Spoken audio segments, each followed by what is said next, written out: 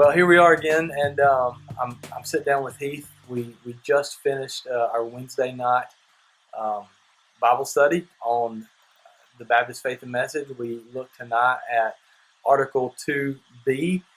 We specifically looked at the resurrection of Jesus, the ascension of Jesus, and then the return of Jesus. And so Heath was here with me tonight as I taught, and Heath had a couple of questions afterwards, and so we're just going to spend a few minutes just as a follow-up to our Wednesday night teaching, just maybe answering and clarifying a couple of things that maybe I didn't do quite as well with. So I told you he was here to keep me straight. So Heath, what do you got, man? So first off, I want to ask, why are we studying the Baptist Faith and Message 2000? What's the important part of this? Why are we doing that? So we study the Baptist Faith and Message because that is a confession of faith, a statement of faith as Southern Baptist. And we that is our doctrinal statement that all 45,000 churches of the Southern Baptist Convention can agree upon and can line up with. And so we want to know what it is that we believe as a Southern Baptist church. So I, that's what we're trying to do. I know several years ago, I was at a conference, and they had some. There were two believers that were there, and but both of these Christians had been converted out of Mormonism, and I heard a statistic then, and I can't tell you, I can't validate this number. But there is to the hundreds of thousands of people convert to Mormonism every year. Right? So Mormons do a really, really, really good job with going door to door, with knowing what they believe, with presenting what they believe, et cetera, et cetera. So they do a great job with that. I don't know the exact number, but there is a staggering number of converts to Mormonism come from Protestant evangelicalism, and many of them are former Southern Baptists. And the best that I can tell, the reason they do that they would leave, and I mean, listen, there are Southern Baptists that convert to Catholicism. And I believe one of the leading reasons that somebody would convert from not just Southern Baptist, but specifically from Protestant faith to either Roman Catholicism or Mormonism or Jehovah's Witnesses or whatever, I think one of the leading reasons they do that is because we don't know what we believe. The last the 20th century, there was, especially the last half of the 20th century, so 1950 to present day, there was a big emphasis on making a decision. Everything was about you making a decision. And then but the problem was, once you made that decision, there wasn't a whole lot of discipleship and teaching the beliefs. I mean, the church has not, the church, as a whole, has not done a great job teaching our people what we believe. And so one of my desires as pastor is to pastor a congregation that knows why they believe what they believe. And so we go to the Baptist Faith and Message to do that. That's good. So tonight you spoke about the resurrection of the body, the physical body of Christ. And so can you speak to a little bit of how the resurrection is seen in baptism? Is that a representation, or do we see any of that whenever we're baptized? Yeah, I think we do. I think that's one of the arguments that we as Baptists that supports. Man, that supports so much of our understanding of what baptism is. Number one, we baptize by immersion, which means to submerge underwater. And I think we see an imagery when a believer goes under the water and then they come back up. And Paul, I preached a sermon on this a few weeks ago. Paul talks about this in Colossians in chapter 2. where's it at? He said in verse 12, he says, having been buried with him in baptism, in which you were also raised with him through faith in the powerful working of God. Just the visual imagery of the way that we do baptism, we are pushed down into death and burial, and then we are brought up to new life. I would take that symbolism even just a little bit further and say that there are denominations, I can't tell you, I think it's the Eastern Orthodox maybe, that will actually believe in what they call self-baptism. They actually baptize, they're serious, man. I've never seen this until in 2016 I was in Jerusalem and or in Israel, and we went to the Jordan River to the site where Jesus was baptized by John. And there were people in white robes walking down in there, and they were just squatting down in the water all the way under and then coming back up. And I've been watching. I said, "What is that?" And that's called a self-baptism. But anyway, we don't do that. We don't practice self-baptism. We rather have somebody do it because, and the way that we do it. And if you've been baptized in a Baptist church, you know this feeling. When you go under, you are totally dependent upon somebody else to raise you back up. One of the hard things for me as a pastor, I always tell people, don't try to help me get you back up. If you start reaching out, grabbing, trying, if you think I'm going to drop you and you try to help me, we're both going to go to hell. That's exactly right. But there's that imagery of being pushed into death and then being not you bringing yourself back up, but you being raised back up to new life. So we see that. I think we also see with the resurrection in connection to baptism, we also see just the idea of believers' baptism, right? Because it is our faith in Jesus, and it's our faith in the resurrection of Jesus, the crucifixion and the resurrection of Jesus, that we would not understand that an infant would be able to have that type of faith to be able to be brought to new life in that setting. So throwing your curveball right here, the physical bodily resurrection of Christ, the perfected body of Christ, that being what it is, then it goes to we're going to be raised in the physical bodily resurrection, new heaven, new earth, new body, we're made perfect. Why would Christ's bodily resurrection still have the holes and this is that's a good question. I immediately go back to John chapter 20, which we read tonight. Thomas did not believe that it was. Thomas had heard the report, but he was not there when the other disciples had first saw Jesus, and so he doubted. He said, "There's no way this can be true." It's my paraphrase, but so when Jesus came into the room, he came into the room through locked doors. He just sort of appeared into the room, and so Thomas saw that, but still there was this. Jesus knew there was still this doubt.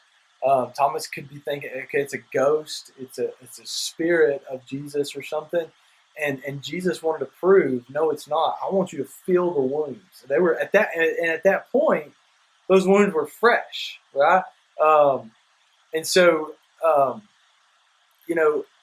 if we believe, and I've never thought this before. I'm thinking out loud, which is very dangerous. Okay, so y'all understand that. If we believe that he was fully human and he resurrected as a human body, then honestly, over those 40 days that he walked around on earth in a human body, those wounds had to experience some type of the natural healing, right? So they would have, over those 40 days, they would have, probably not in totality, scars would still be there and stuff like that, but, when Thomas would have seen them, they would have been fresh. In 1 John 3, I think it's like verse 2, Jesus says that, or John says that one day we're going to see him and we're going to be like him.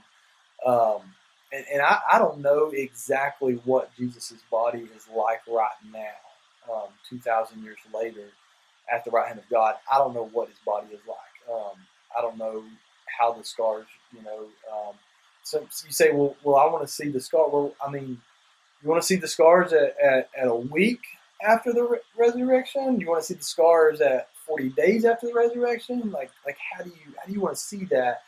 I don't know if that answers the question or not, but they're just. I think in the immediate context, the wounds were necessary to establish the credibility that this is real. This is not, and partly to remind those disciples of what had just happened. Yeah.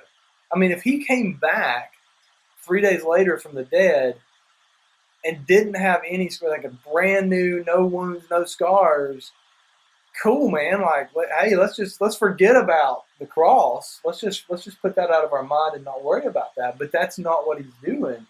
It's not forgetting about it. It's keeping it ever in the forefront of our mind that these wounds they're here, man. And his perfect resurrected body was made perfect in the sense that he still has the holes and the wounds that took our sin, and that's absolutely, man. That's a great point. That makes point. sense the way that you're saying that the reason why he had these wounds still after the resurrection. Right. That's a great point. I mean, even to the point that sin will not be present in heaven, and we are awaiting new bodies, and that are not sin stricken and sin ridden. But this is cool, man, because the reason that we're awaiting new bodies that are sinless is because his body took our sin, right? And those wounds remind us and show us of that. And so, that's good stuff, man. So I want to ask. I know we're running long here, so last question. We talked about the ascension. You talked about Jesus has gone. He's ascended unto heaven. The disciples were kind of looking around and trying to figure that out. And angels come to him and say, why are you looking? And so his ascension. So where is he? He's ascended unto heaven. He's seated at the right hand of God, the Father Almighty. What is he doing there currently? So I go to Romans chapter 8 and verse number 34. Paul, and it's just whole chapter 8 is a beautiful chapter, but at the end of it, Paul says, who is to condemn? I'm actually going to back up to verse 33, chapter 8, verse 33. Who shall bring any charge against God's elect? It is God who justifies. Who is to condemn? Christ Jesus is the one who died. More than that, who was raised, who is at the right hand of God, who indeed is interceding for us.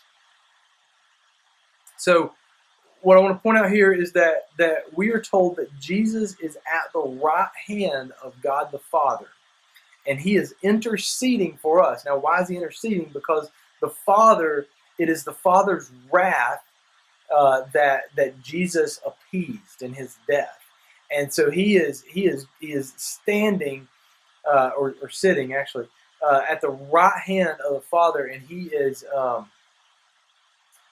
acting in the form of a mediator. That's what interceding means. He's a mediator between the Father and me, a sinner. So a holy God and a sinful man. And if Jesus is not there interceding, saying, hey, he sinned and your wrath is but I appeased that. I paid the sin debt. I paid the penalty of sin. And so that's what that interceding looks like. One of the places that we can go to see what interceding looks like is John chapter 17, which is known as the high priestly prayer, or when we talked about the Lord's Prayer, I told you multiple times, he said it too when he taught, that this is the Lord's Prayer. This is the prayer that Jesus actually prayed. And I'll pick up the reading in John 17 in verse, I'll